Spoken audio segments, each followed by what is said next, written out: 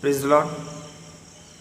प्रभु यीशु मसीह के महान और सामर्थी नाम में मेरे सभी भाइयों और सभी बहनों को मैं राजेंद्र कुमार आर्या जय मसीह की कहता हूँ। आज का जो मैंने वीडियो बनाया है वो जिस टॉपिक को मैंने सेलेक्ट किया है बहुत बार आपने सुना होगा और आप सोचते होंगे कि इस टॉपिक को इस दृष्टांत को मैंने कई बार सुना है। मैं आपको बताऊं, जिस तरह से हम आत्मिक भोजन हमारी ज़िंदगी के लिए ज़रूरी है, हम इसे बार बार सुनते हैं लेकिन हर बार एनर्जी मिलती है। एक बच्चा जैसे दूध को नहीं पीता है लेकिन उसकी माँ उसे ज़बरदस्ती पिलाती है कि नहीं इसे पीना है। वो रोज़ उसी दूध को पीते पीते पीते बहुत ऊब जाता है, बहुत तंग हो जाता है। वो अपनी माँ से इरिटेट होकर कहता है कि इससे मत दो, या छोड़ के वो आधा भाग जाता है। आपको पता है उसको ज़बरदस्ती उसकी माँ करती है, उसको ज़बरदस्ती पिलाती है और भले वो उसको अवॉइड करता है, बेमन से पीता है, लेकिन जो वो दूध एक गिलास पीता है उस दूध से जो प्रोटीन मिनरल्स होते हैं वो उसकी बॉडी की ग्रोथ में बहुत ज़्यादा ज़रूरी होते हैं। और अगर वो उसको सिस्टमेटिक नहीं लेगा तो आने वाले टाइम में उसे डिसीज़ का सामना करना पड़ेगा। हमारा आत्मिक भोजन परमेश्वर का कलाम है। अगर हम इसे नियमित रूप से नहीं सुनेंगे, नियमित रूप से नहीं खाएंगे तो हमारी प्रोग्रेस भी रुक जाएगी। मेरे भाइयों, मेरी बहनों, हो सकता है कि ये दृष्टांत जो आपसे मैं बताने जा रहा हूँ आपने बहुत बार सुना होगा, लेकिन जितनी बार भी आप सुनेंगे मैं आपसे वादा करता हूँ आपको एनर्जी मिलेगी, आपके जीवन में आशीष होगा, आपके परिवार में आशीष मिलेगा, आपके प्रोफेशन में आशीष मिलेगा, आपकी आर्थिक उन्नति में ब्लेसिंग होगी। इसलिए नहीं कि मैं राजेंद्र आर्या आपसे बोल रहा हूँ, नहीं, इसलिए कि आप परमेश्वर के साथ समय बिता रहे हैं। हुई हुई भीड़ का दृष्टांत बहुत बार सुना है इस टॉपिक को। आज फिर मैं आपके सामने इस टॉपिक को लेकर के आपके सामने उपस्थित हूँ। खुदाबंद आपको आशीष देगा। सब चुंगी लेने वाले और पापी उसके पास आया करते थे ताकि उसकी सुने, और फरीसी और शास्त्री कुड़कुड़ा कर कहने लगे, यह तो पापियों से मिलता है और उनके साथ खाता भी है। तब उसने उनसे यह दृष्टांत कहा, तुम में से कौन है जिसकी 100 भेड़ें हों और उनमें से एक हो जाए तो 99 को जंगल में छोड़कर उस खोई हुई को जब तक मिल न जाए खोजता न रहे। और जब वह मिल जाती है तब वह बड़े आनंद से उसे कंधे पर उठा लेता है और घर में आकर मित्रों और पड़ोसियों को इकट्ठा करके कहता है, मेरे साथ आनंद करो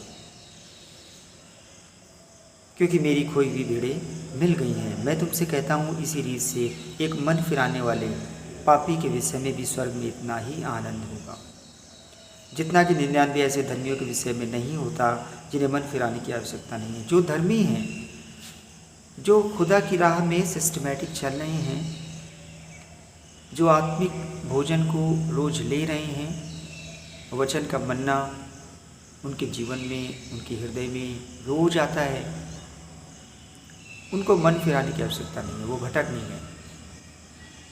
लेकिन एक ऐसा व्यक्ति जो खुदाबंद से दूर चला गया है, कोई ऐसा कष्ट रहा होगा जिससे हो सकता है उसने पिता से प्रार्थना करी हो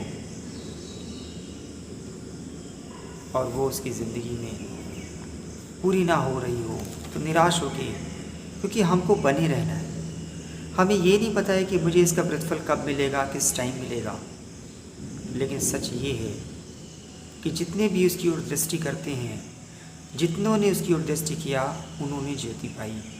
अगर आप खुदाबंद की तरफ देख रहे हैं तो पिता की तरफ से आपको दृष्टि मिलेगी और ज्योति मिलेगी। आप रोशनी में चलेंगे और जिसके पास रोशनी है उसके पास जीवन है, जिसके पास ज्योति है वहाँ पे अंधकार नहीं होगा। स्किप मत करिए मेरे वीडियो से भी और स्किप मत करिए खुदा के कलाम से भी। एक बच्चा उस दूध को नहीं पी रहा है, एक माँ उसको ज़बरदस्ती पिला रही है, क्या उसको वो एनर्जी नहीं देगा? आज कलाम में थोड़ा सा ठंडापन आ जाता है और हम उसके साथ समय नहीं बिताते हैं। मैंने आपसे बोला कि आप जिस कलाम को सुन रहे हैं कितने ध्यान से सुनते हैं, कितने हम्बल होके, नम्र होके, बहुत ध्यान से इसलिए सुनते हैं कि मैंने आपसे कहा नहीं, बल्कि इसलिए सुन रहे हैं कि ये मेरे खुदा का कलाम है। आप इस खुदा के कलाम से प्यार करते हैं। पिता भी आपसे बहुत प्यार करते हैं और आपको पता है कि वो कितना प्यार करते हैं कि इन्होंने अपने इकलौते पुत्र को हमारे लिए दे दिया, ताकि जो कोई उस पर विश्वास करे वो नष्ट ना हो परंतु अनंत जीवन पाए। आपको विश्वास करना है। अगर आपको नहीं कुछ मिला है तो उससे मांगते रहना है। आपको प्राप्त हो गया है तो धन्यवाद देना है। लेकिन व्यस्तता की ज़िंदगी में इतने ज़्यादा व्यस्त नहीं हो जाना है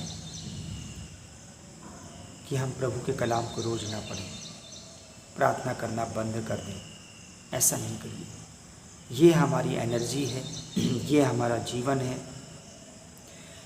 ये हमारी आत्मिक भोजन है जिससे कि हम शैतान का सामना कर सकें। बिना इसके ये जब कलाम हमारे हृदय में आ जाता है तो शत्रु हमको गिरा नहीं सकता है।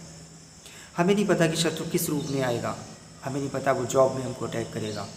हमें नहीं मालूम कि वो घर में हमको अटैक करेगा, किसी भाई बहन के ज़रिए, पत्नी के ज़रिए, पति के ज़रिए, किसी के ज़रिए अटैक कर देगा। हमें नहीं पता वो बिज़नेस में हमको चोट मारेगा। हम उसे देख नहीं सकते हैं। लेकिन जब आप खुदा के कलाम को पढ़ते हैं, जब वो एनर्जी आपके अंदर आ जाती है, खुदा का कलाम आपके हृदय में बैठ जाता है, समा जाता है, आपकी हृदय की पटिया में लिख जाता है, तो आप संघर्ष में विजयी हो जाते हैं। शत्रु आपके सामने आता तो है विशालकाय, जैसे कि गोलियत आ गया था दाऊद के सामने, लेकिन दाऊद को भरोसा था। उसने एक गोफन से एक पत्थर के टुकड़े से उसको मार गिराया था, क्योंकि उसको भरोसा था और उसने बोला था कि इसने मेरे जीवते परमेश्वर की निंदा की है, इसलिए मैं उसको मारूंगा। और वो जानता था कि मेरा खुदा इसे मारेगा, और वो जीत गया था। बहुत ज़्यादा आनंद होता है स्वर्ग में जब एक पापी अपने मार्ग से फिरकर गुनाह को छोड़ देता है। कब तक करेंगे हम ये गुनाह? एक बार करेंगे, 2 बार करेंगे, बार बार करेंगे, कितनी बार हम प्रभु की आत्मा को शोकित करेंगे? प्लीज़ वापस लौट आइए। ये आपको आत्मिक जीवन को ही नहीं बर्बाद करेगा, परंतु आपके घर को भी बर्बाद कर देगा। खुदाबंद से आप दूर हो जाओगे तो शैतान आपके जीवन में काम करेगा, आपको गिरा देगा। हमारी ताकत खुदा का कलाम है, इससे आपको दूर नहीं जाना है। इसको अपनी हृदय की पटिया में लिख लीजिए, अपने बच्चों को सुनाइए। उड़ाऊ पुत्र का दृष्टांत 15वां अध्याय 11वीं आयत। फिर उसने कहा, किसी मनुष्य के 2 पुत्र थे। उनमें से छोटे ने पिता से कहा कि हे पिता, अपनी संपत्ति में से जो भाग मेरा होगा मुझे दे दीजिए। उसने उनको अपनी संपत्ति बांट दी। हालेलुया। कभी कभी हमारे परिवार में भी ऐसा देखने को आता है। शादी हो जाती है, बच्चे अपना हिस्सा मांगने लग जाते हैं। शादी से पहले बहुत कम होता है, लेकिन अधिकतर शादी के बाद होता है। ये मेरा है, ये तेरा है, इसमें मेरा खर्च हो रहा है, इसे मैं बचा के रखूँगा। ये सब बातें कहाँ से आती हैं? शैतान हमारे दिमाग में डालता है। एक पुत्र अपने घर को छोड़ के चला गया है। आज बहुत सारे बच्चे उस चीज़ को नहीं समझ पा रहे हैं जो इनडायरेक्टली उनको आसानी से मिल रही है। जब वो बाहर छोड़ के चले जाते हैं तो उनको बाहर एहसास होता है कि मैंने अपने पिता के घर को छोड़ करके बहुत बड़ी गलती की। एक पुत्र को एहसास हो गया है, आज उसे खाने को अच्छा नहीं मिल रहा है, रहने को ठीक से अच्छा नहीं मिल रहा है, वो वापस आना चाहता है, लेकिन शैतान उसके दिमाग में डाल रहा है कि तुझे कोई पसंद नहीं करेगा, तेरी कोई वैल्यू नहीं होगी। मेरे अजीज़ों, मेरे भाइयों, मेरी बहनों, खुदाबंद आपका इंतज़ार कर रहे हैं, आप वापस आ जाइए। आपके पिता आपका इंतज़ार कर रहे हैं, आप वापस आ जाइए। ये पुत्र बहुत दूर चला जाता है और जब इसकी संपत्ति नष्ट हो जाती है। 18वीं आयत में, अब मैं उठकर अपने पिता के पास जाऊंगा और उससे कहूंगा कि पिताजी, मैंने स्वर्ग के विरोध में और तेरी दृष्टि में पाप किया है। वो सोच रहा है कि मुझसे गुनाह हो गया है, मैंने स्वर्ग के विरोध में भी गुनाह किया और मैंने अपने पिता के विरोध में भी गुनाह किया। मैं उसका घर छोड़ के चला आया। 19वीं आयत कहती है कि अब इस योग्य नहीं रहा कि तेरा पुत्र कहलाऊं, मुझे अपनी एक मजदूर के समान रख ले। वो गिल्टी फील कर रहा है। वो कह रहा है कि मैं इस योग्य नहीं रहा, मैं इस लायक नहीं रहा। मेरे अजीजों, आप दिमाग में भी अगर ऐसी बातें आ रही हैं तो ये शैतान की तरफ से है, आप वापस आ जाओगे। तब वह उठकर अपने पिता के पास चला और अभी वो दूर ही था कि उसके पिता ने उसे देखकर तरस खाया और दौड़कर उसे गले लगाया और बहुत चूमा। पुत्र ने उससे कहा, पिताजी, मैंने स्वर्ग के विरोध में और तेरी दृष्टि में पाप किया है और अब इस योग्य नहीं रहा कि तेरा पुत्र कहलाऊं। परंतु पिता ने अपने दासों से कहा, झट से अच्छा वस्त्र निकाल कर इसे पहनाओ और उसके हाथ में अंगूठी और पाँव में जूतियाँ पहनाओ। Hallelujah, praise the lord. जब आप वापस आ जाते हैं तो बहुत खुशी होती है पिता को कि मेरा बच्चा, आज मेरा बेटा वापस आ गया है। जब आप खुदा के कलाम से बहुत दूर चले जाते हैं तो प्लीज़ मेरे भाइयों, मेरी बहनों, वापस आ जाइए। वो आपको प्यार करता है, आज भी प्यार करता है। अपनी उसी दिनचर्या में आ जाइए। सुबह उठिए, परमेश्वर को खोजिए, बाइबल पढ़िए, परमेश्वर के कलाम के साथ समय बिताइए। बहुत बहुत आनंद होगा स्वर्ग में। स्वर्ग में बहुत आनंद होगा, जितना एक धर्मी पुरुष के विषय में नहीं होता है, क्योंकि वो धर्मी है। उसे पता है कि हमें किस रास्ते में चलना है। लेकिन जो भटक गया है, जो प्रभु के रास्ते से दूर हो गया है, जो शैतानी हरकतों में लिप्त हो गया है, जो बुरी बुरी बातों को करने लगा है, जब आप शैतान के करीब चले जाएंगे, खुदाबंद से दूर हो जाएंगे, तो शैतान आपकी ज़िंदगी में आपके कैरेक्टर को ख़राब कर देगा, आपके प्रोग्रेस को भी डाउन करना शुरू कर देगा, आपके सम्मान को वो नुकसान पहुंचाएगा।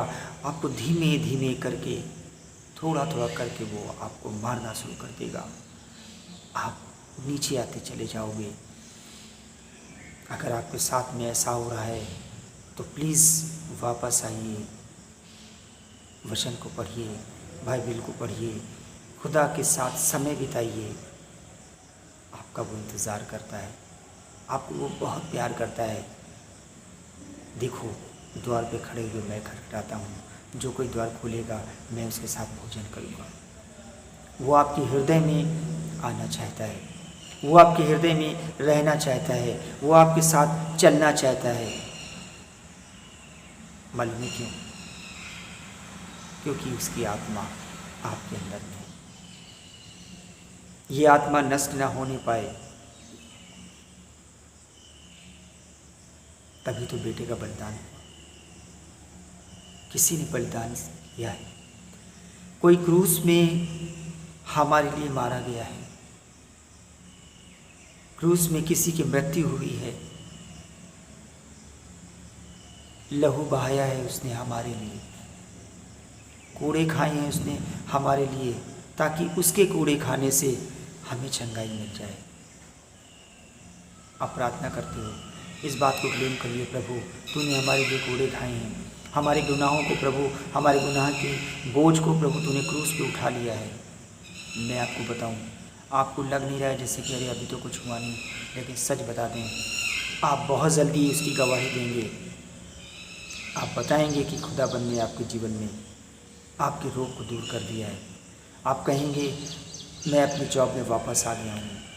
एक जॉब नहीं है तो दूसरा जॉब तैयार करेगा, जहाँ आपके लिए उचित नहीं। कभी कभी ऐसा लगता है कि अरे इस जॉब को हम छोड़ना नहीं चाहते, और वो छूट जाता है। हमें बहुत तकलीफ़ होती है, बहुत प्रार्थना करते हैं, लेकिन सच बता दूँ मेरे अजीज़ों, मेरे भाइयों, खुदाबंद आपके लिए बेहतर चुनाव करता है, बेहतर सेलेक्ट करता है। सिलेक्शन उसका आपसे बेहतर होता है। हो सकता है कि कोई जॉब उसने आपके लिए दूसरी जगह सुरक्षित रखा हो। जो आपसे प्यार करता है वो आपके लिए अच्छी चीज़ें ही देगा आपको। एक पिता अपने बच्चों को बुरी वस्तु नहीं देता, चाहे जितना बुरा हो। कलाम में भी आपने पढ़ा है, जितना भी बुरा हो पिता अपने बच्चों को अच्छी वस्तु देता है। तो जो पिता जिसने अपने बेटे को हमारे और आपके लिए बलिदान कर दिया है, जब हम उससे कुछ मांगेंगे तो क्या वो हमें कुछ नहीं देगा? आपको मिलेगा, आपको ज़रूर मिलेगा। आप उन्नति करेंगे, आप आगे बढ़ेंगे और आप प्रभु की महिमा करेंगे। आप मेरे ही चैनल को मैं आपसे वादा करता हूँ, आप मुझे कमेंट्स में लिखेंगे कि खुदाबंद ने आपको आशीष दिया है, खुदाबंद ने आपको जॉब में आशीष दिया है, पिता ने आपको परिवार में आशीष दिया है, पिता ने आपके घर से रोग को दूर कर दिया है।